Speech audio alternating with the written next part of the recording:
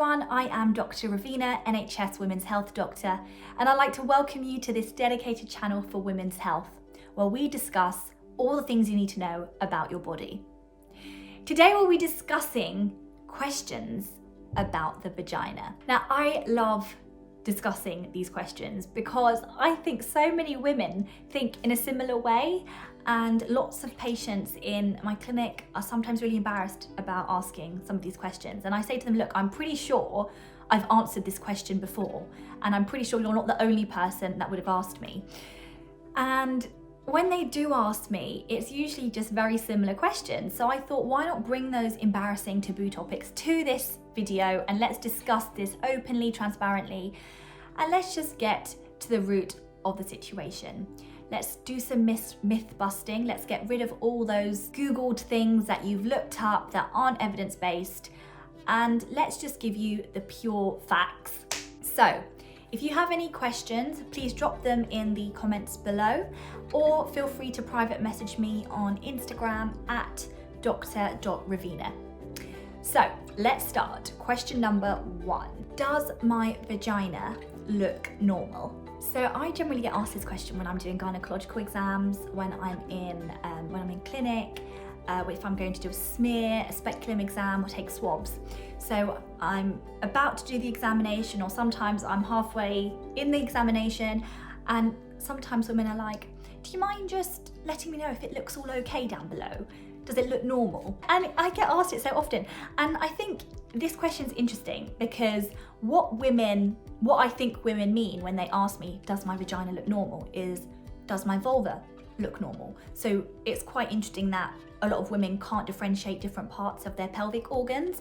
And that's why I think we really need some education in this space, because vaginas, you cannot see from the outside.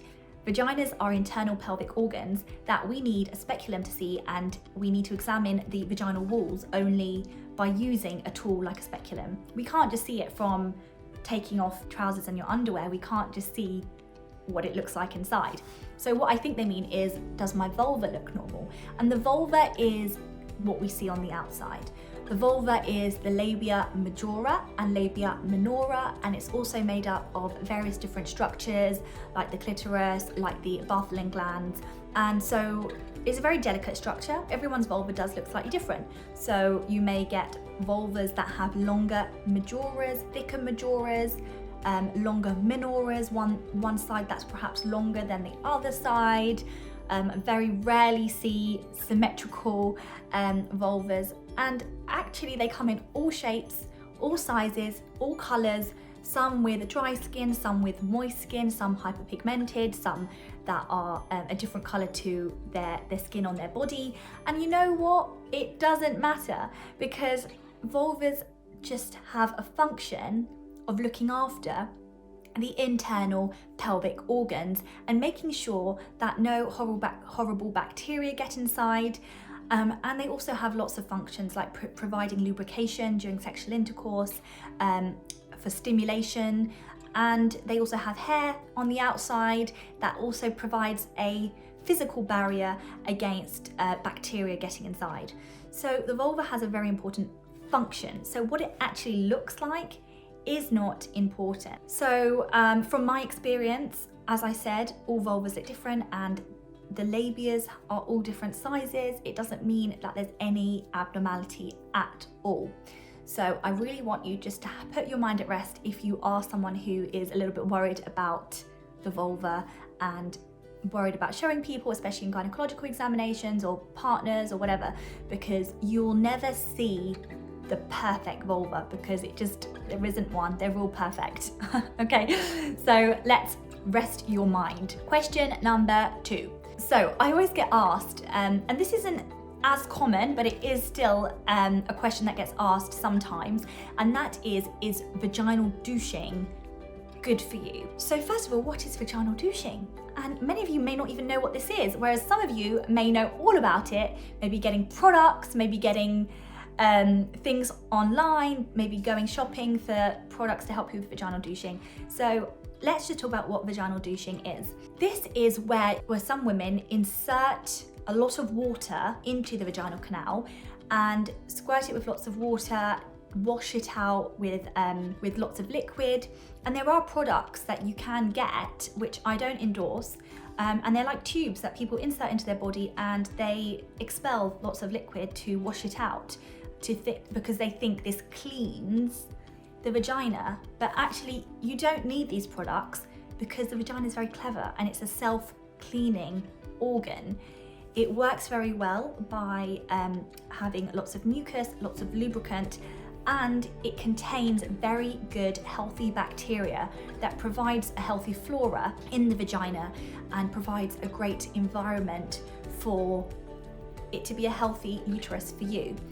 So by douching, you're actually stripping away that good bacteria, that good mucus, and that means that you may get some symptoms of discharge and you may disrupt the pH of your vagina. So for me, it's a no to douching. So do not do it. And in terms of washing your vagina, you don't need your vagina to smell like a perfume shop. The vagina is very good at just being left alone, and just wash it when you have your shower on the outside once a day. You don't need to do it any more than that. Question number 3, do I need to use vaginal deodorant? So I just think some of these products are just sometimes a little bit ridiculous. You don't need a deodorant for your vagina. You only really need deodorant for your armpits if you like to wear deodorant. And most people do wear deodorant, and that's fine, and you do not need it down below. Yes, the vagina is a sweaty environment. Yes, it has hair, but it's also a very delicate environment. And by putting chemicals down below, you can cause irritation to the very delicate skin. It can lead to irritation. It can lead to dermatitis, which is inflammation of the skin. It can cause vulval vaginitis, which is inflammation of the vulva and the vagina. So no need to put anything chemical down there. It's just not necessary. So let's just say no to vaginal deodorant. As I said, does not need to smell like a perfume shop. Your vagina, I'm sure, smells fine. Question number 4, do I need to go bare down there? So we're talking about hair removal down on the mons pubis. So I'll put a photo here. So that's the front side of your vagina, and that's where you get lots of hair growth. So the question is, do we need to remove hair there? And I am going to stress this point now. Whether you remove hair or whether you don't, it is your decision, and no one should be guiding that decision for you. It's completely a woman's choice. If you come to see a gynecologist or a doctor and have an exam done, none of us ever are looking at that. We don't care if you have hair or you don't, because it doesn't affect what we're looking at. We're usually more concerned about what's going on inside rather than what it looks like on the outside. So whether you remove hair is completely your decision, and it isn't a medical decision at all. Now, there are things for you to be aware of, however. So there are different ways for you to remove hair. So you have laser, you have waxing, you have shaving, and then you also have things like hair removal cream that you can do at home. So in terms of hair removal cream, easy, it's a cream, it's pretty cheap, it doesn't hurt too much, and it's quite accessible. So it can get rid of hair quite effectively. Now with this, some women can experience some irritation to the skin, and as I said, the vulva is very sensitive, very delicate tissues and structures there.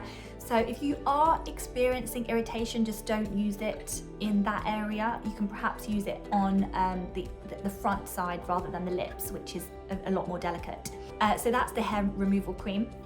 In terms of laser, laser is very effective with removing hair. However, it's important to know that one, laser is quite expensive, and even if you do pay for laser and it does remove your hair after several sessions, there's no guarantee that's going to stay like that for the rest of your life. If your body goes through any hormonal change like childbirth, pregnancy, menopause, then you are at risk of that hair coming back. So, if you want to get laser, fine, just be aware that you might need to get it again. The next thing is shaving. Now, shaving is pretty easy, cheap, quite painless sometimes way to remove hair, but it's important to note that you are at risk of sort of razor burns, razor cuts, and that can be super painful in those sensitive areas. Shaving is fine. When you do shaving, when you shave the skin, you are removing the hair from the surface of the skin rather than the follicle, which is what you do in waxing. In waxing, you almost rip the hair follicle out from underneath the skin, so you're removing not only the hair but the hair follicle. This means it takes longer for the hair to grow back because the follicle needs to grow again, it needs to produce a root, and then the hair will grow from underneath the skin outside. And that's why it takes a bit longer and the hair can come back thinner. However, waxing is a lot more traumatic to the skin, so you're causing more pain. Of course, waxing is a lot more painful than shaving, so more pain, and you're ripping away not just the hair but also the skin, so you can have a very irritated skin, dry skin. So that's something to be aware of, and that's why waxing you shouldn't do so often. So if you're doing waxing every couple of weeks, be aware that you're actually damaging the very delicate skin there. And with shaving, when you shave on the surface of the skin, you can be introducing the risk of ingrown hairs and more than one hair growing from a single follicle, which can actually, over the long term, make the area a little bit more hairy, because instead of having one hair coming from the surface of the skin, you may have 3 hairs coming out from one follicle. So those are your options, and it's entirely, as I said, up to you whether you are bare down there. The other thing that I wanted to mention in terms of hair down there, from a medical perspective, is that hair is actually very good for you, and it's good because it's a protective barrier against any bacteria that enters the vagina, and it's also very good because it protects the mucous membrane in the vaginal canal.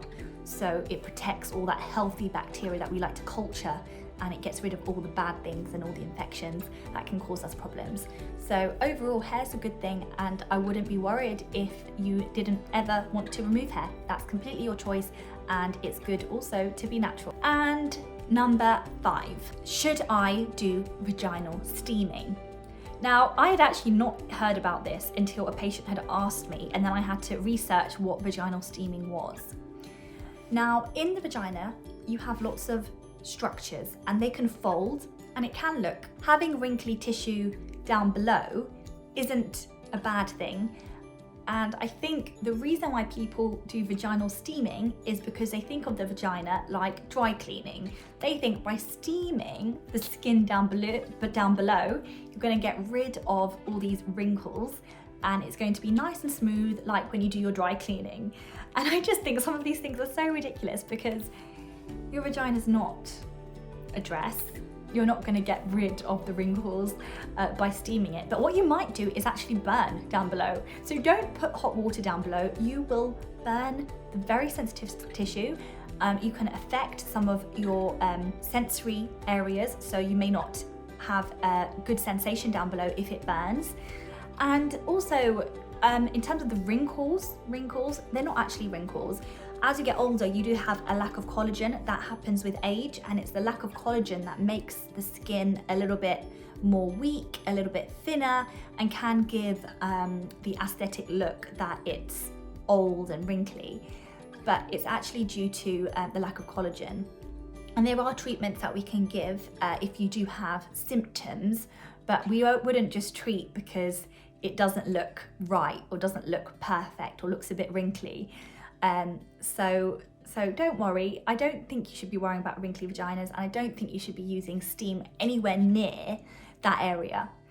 So they're 5 very common questions I get asked. I hope you found this video useful. And as always, if there's anything you do want to ask, just pop it in the comments below or private message me. Of course, I can't give any personal medical advice. Please seek any urgent help from your healthcare professional or your doctor for individual advice. Please click like, share and subscribe, and I'll see you in the next video. Take care, bye.